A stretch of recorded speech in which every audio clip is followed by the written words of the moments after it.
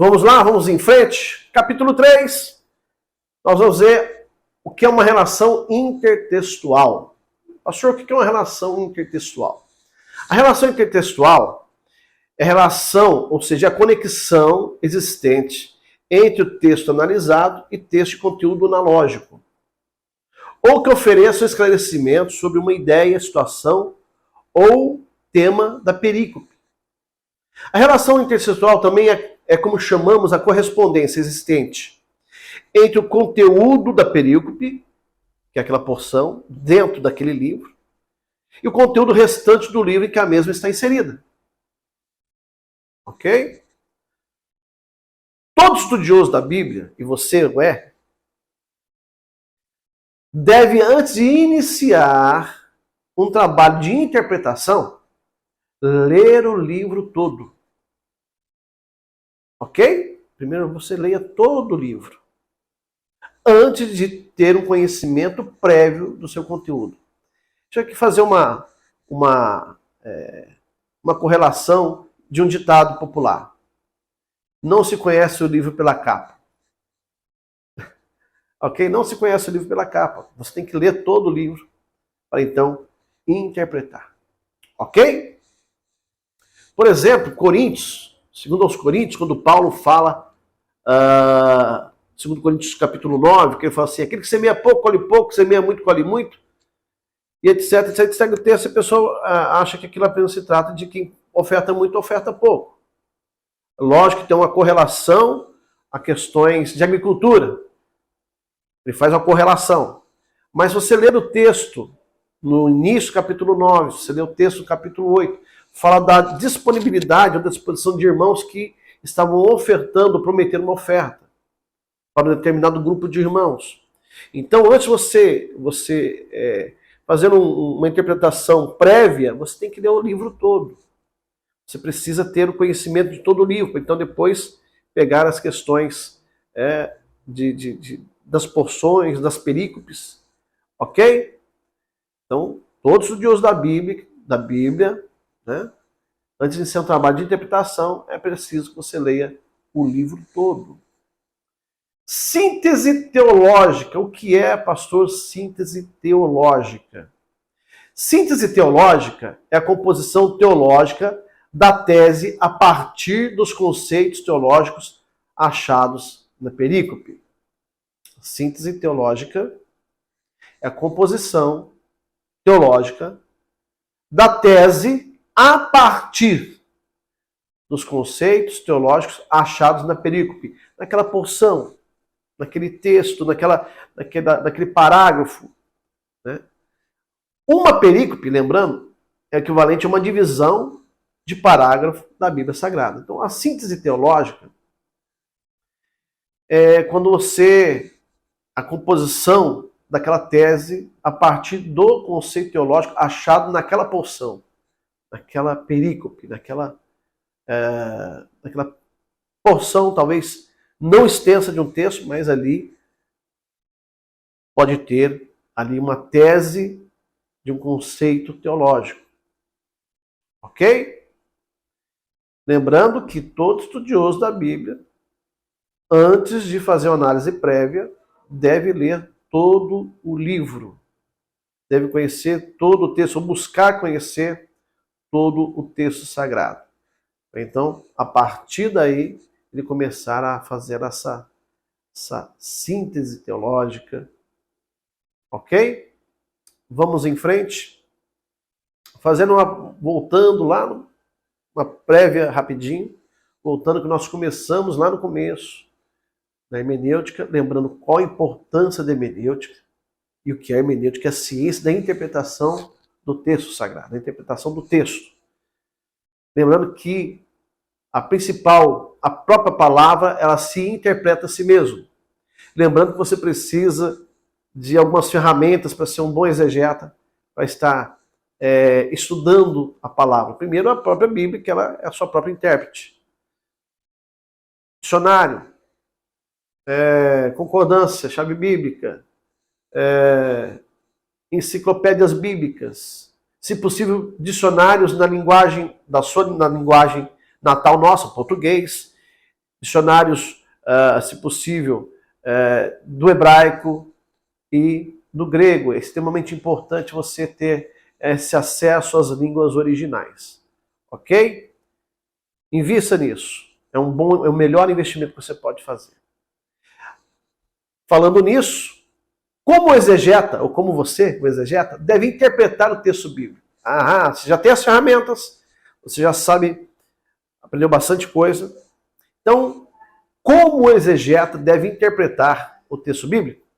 Primeiro, no trabalho de interpretação, é preciso considerar que o texto bíblico foi escrito dentro do contexto histórico. Então, a primeira coisa que você tem que observar o contexto histórico. Por quê, pastor? Dentro do contexto histórico, você vai ver o contexto, naquele momento contemporâneo ali, por exemplo, pessoas que eram contemporâneas, viveram ao mesmo tempo. Né? O contexto histórico, você vai ver quais eram os costumes daquele tempo. Quais eram as práticas daquele tempo. Como era o comércio naquele tempo. Como a questão histórica. O contexto histórico. Como era aquele lugar nos tempos de Jesus. Como era no Egito, no tempo que o povo passou no Egito. Então, o contexto histórico é muito importante quando você vai interpretar textos bíblicos. Segundo, é preciso você conhecer, ou buscar conhecer, as questões geográficas. Isso é muito importante. A análise histórica pode nos ajudar a compreender melhor as causas do conflito entre judeus e samaritanos nos dias de Jesus, por exemplo. O contexto da dominação do Império Romano. E por aí vamos. E o estudo geográfico do território palestino, por exemplo, no nosso caso, pode nos ajudar a entender, por exemplo, o valor da água no contexto bíblico. E na abordagem de Jesus diante da mulher samaritana.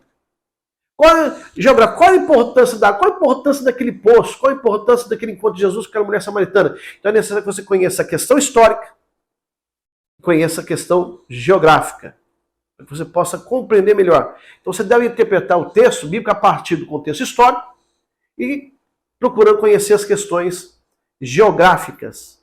Ok? Como eu disse, você vai entender, por exemplo, a importância da água. Por que Jesus parou ali? Ali havia uma questão histórica entre judeus e samaritanos. E havia uma questão geográfica. Por que aquele poço estava ali? Quem cavou aquele poço, como aquela mulher disse? Né? Não é maior que o nosso pai, que cavou esse poço, bebeu ele, a sua família, os seus animais, etc. Quando Jesus vem naquele contexto com a mulher, dizendo para ela, se você beber da água que eu te der, uma fonte de água viva jorrará dentro de você. E é tão interessante que Jesus fala de coisas espirituais. E ela está entendendo a questão natural. Ela queria que ele desse a água para ela não precisar voltar no poço.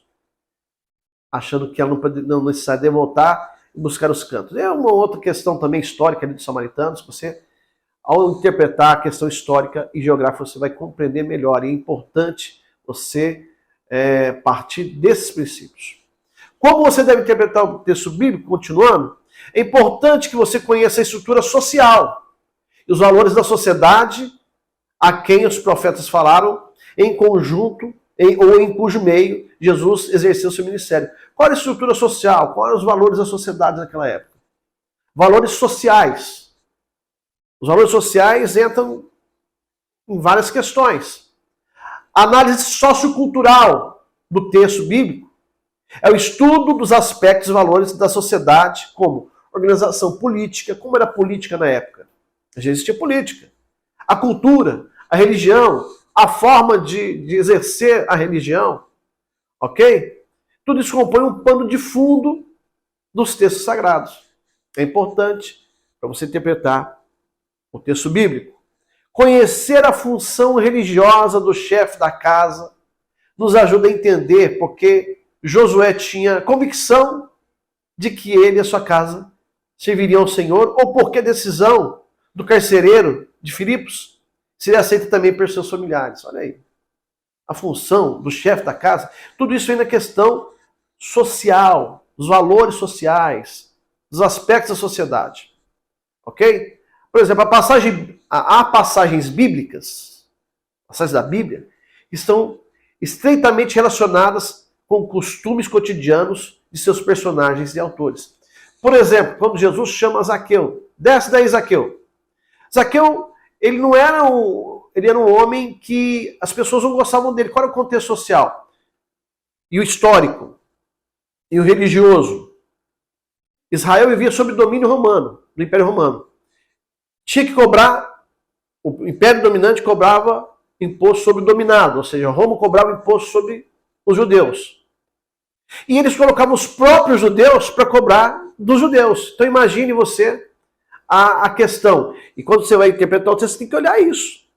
Por que alguém fala assim, ele era ladrão, ou ele era isso, ele era aquilo? Não é isso. Né? Não é isso. Há um contexto de um homem judeu que cobrava imposto dos judeus a mando dos romanos. Mateus era um coletor de impostos. Ninguém gostava de coletor. Imagina você, olha o contexto histórico, o contexto social, o contexto religioso. Um coletor de impostos, como Mateus, estava na coletoria quando Jesus o chamou.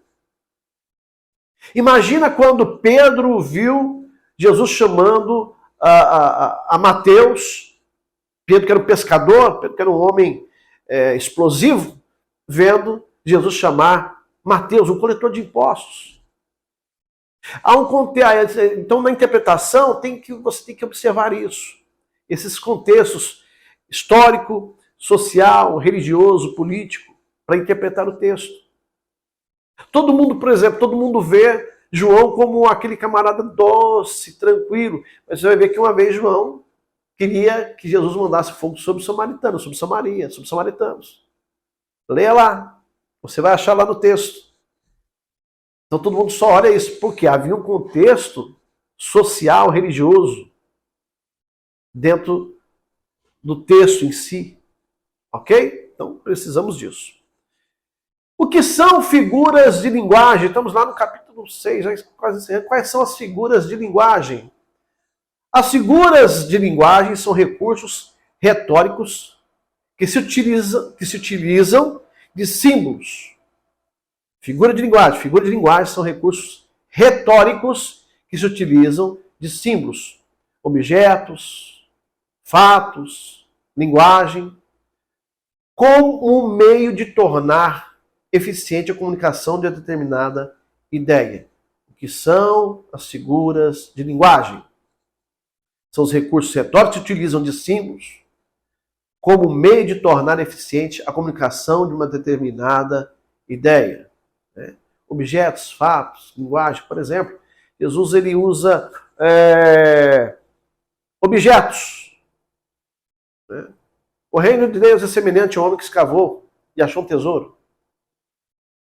O reino de Deus é semelhante a um homem que achou algo importante. Ele usa a equivalência do tesouro, uma figura de linguagem, para comunicar uma determinada ideia. Quando ele fala dos pássaros, das aves do céu, né? Que não semeiam, que não colhem. Então, o que são essas figuras de linguagem? A figura de linguagem são recursos retóricos, como eu já disse, né? Para comunicar uma determinada ideia. São figuras de linguagem. Por exemplo, Jesus fala assim, olha, as aves do céu não plantam, não colhem, e o Pai Celestial os alimenta. Ele fala, os lírios do campo não produzem tecidos, e nem Salomão se vestiu como elas. E Jesus fala assim, se as aves do céu, que não semeiam, que não colhem, se os lírios do campo, que não tecem tecidos, e amanhece, lindo ali, ele fala assim, se Deus cuida das aves do céu, se Deus cuida das plantas do campo, quanto mais não cuidará de vós. Então ele mostra ali, com figuras de linguagem, o cuidado de Deus. E são figuras de linguagem. Jesus usando uma figura de linguagem, de algo cotidiano, para comunicar uma ideia, para comunicar algo que eles possam compreender. As parábolas, Jesus usava parábolas, coisas do cotidiano, figuras de linguagem, para que as pessoas pudessem compreender a sua pregação, a sua mensagem, a comunicação do evangelho do reino. Então, isso são figuras de linguagem. E há muitas figuras de linguagem nos textos sagrados. Nós precisamos observar, que é importante observarmos. Ok? Espero que você esteja compreendendo, que esteja sendo bênção para você. Nós vamos caminhando, seguindo em frente. E já já nós vamos encerrar rapidinho essa matéria. Já já você está partindo para a próxima, que será uma bênção. Outros professores aí maravilhosos para abençoar a sua vida. Tá bom? E importante lembrando, começou o ITQ, vá até o fim. Eu te motivo você a ir até o fim. Eu vou usar uma figura de linguagem aqui agora. Todo maratonista, ele quer chegar. Tem, por exemplo, a corrida aqui de Reis. Você tem os atletas de elite, os que realmente estão concorrendo aí ao primeiro, segundo, terceiro lugar, e tem o pelotão. E tem aquela pessoa que ele vai, qual o objetivo dele? Chegar no final, é importante ele chegar. Uns vão chegar na frente, mais rápido, outros vão chegar um pouco depois, mas é importante você concluir. Eu conversando com um maratonista, ele disse o seguinte para mim, pastor, quando eu vou correr uma maratona, eu não olho já a linha de chegada. Eu olho, eu faço o percurso, e se a corrida de maratona de 10 km, eu olho de 2 em 2 km, eu coloco ali, eu traço ali e marco um ponto. Uma loja, um comércio, uma rua, enfim. Então, quando eu vou primeiro, qual é o meu objetivo? Eu quero chegar, mas primeiro eu vou me esforçar para chegar até aquele ponto dos 2 km. Quando eu chego ali, eu olho os próximos 2 km. Porque se eu olhar os outros 8 que faltam, eu posso me cansar, eu posso me desmotivar, eu posso de repente estar muito cansado, já estar cansado, e falar, vou parar por aqui. Então eu olho os próximos 2 km, marca aquele lugar. Quando eu chego lá, eu vou olhar o próximo objetivo, e o próximo objetivo, e o próximo objetivo, até daquele objetivo que vai levar à linha de chegada. Então você começou ITQ, já estudou algumas matérias, ou já fez várias matérias, né? E às vezes você pode até ficar desmotivado por alguma circunstância. Então quero dizer para você, foque, você agora está terminando a matéria de hermenêutica. Agora, terminando essa, foque na próxima. Depois, na próxima. O importante é você continuar e não parar de jeito nenhum. É você continuar e chegar até a linha de chegada. Ok? Paulo falou, olha, eu corro olhando para o objetivo. Metáfora. Metáfora é uma forma de linguagem em que, por analogia, dois objetos ou fatos trazem em si a mesma propriedade. Vou repetir. A metáfora é uma forma de linguagem em que, por analogia, dois objetos ou fatos trazem em si a mesma propriedade. Ok? Isso é uma metáfora. Duas coisas de uma forma analógica ou analogia. Esses dois objetos, os dois fatos, trazem em si as mesmas propriedades. Ok? Tudo certo até aqui? Preciso tomar uma aguinha? Podemos seguir em frente? Vamos lá? Vamos em frente? Vamos avançar. Você precisa avançar. Ok? Você precisa avançar. Metonímia. O que é metonímia? Metonímia é o recurso em que consiste... Metonímia é o recurso que consiste no emprego de um objeto por palavra que designa outro objeto. Ou seja, que tem como primeiro, que tem uma relação com o primeiro. Relação de causa e de efeito. Vamos repetir. Metonímia é o recurso que consiste no emprego de um objeto por palavra que designa ou traz o desígnio, né, dela, designa outro objeto que tem com o primeiro uma relação de causa e de efeito. Beleza? Podemos avançar? Podemos ir em frente? Em frente, vamos lá.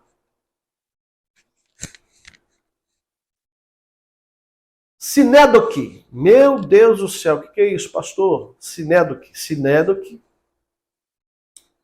é a substituição da parte pelo todo, ou vice-versa. Do plural pelo singular, do gênero pela espécie. Ok?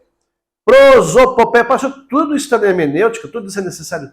Tudo isso faz parte da hermenêutica, a ciência da interpretação, a ciência de você interpretar a Bíblia de uma maneira consistente. Prosopopeia. Meu Deus do céu, o que é prosopopeia, pastor? Prosopopeia é atribuição de feitos e ações de pessoas às coisas inanimadas. Vou repetir. É atribuição de feitos e ações de pessoas a coisas inanimadas. Hipérbole. O que é hipérbole? Hipérbole é o exagero. O exagero, seja para engrandecer ou para diminuir da descrição de alguma coisa. Por exemplo, vamos usar um texto aqui. Acredito que caiba aqui. E vos será dado boa medida, recalcada, sacudida, transbordante, generosamente vos darão. Algo que exagera, né? É o exagero. O engrandecimento. Ser-vos-á dado. Boa medida, recalcada, sacudida, transbordante, generosamente vos darão. Aí fala, porque com a mesma medida, vocês medirem aos outros, vocês serão medidos também. Eu acredito que caiba esse texto aí, da hipérbole, que é o exagero. Seja para engrandecer, seja para diminuir. Ok? Tudo certo? Vamos em frente. Vamos caminhando. Vamos chegando já ao final.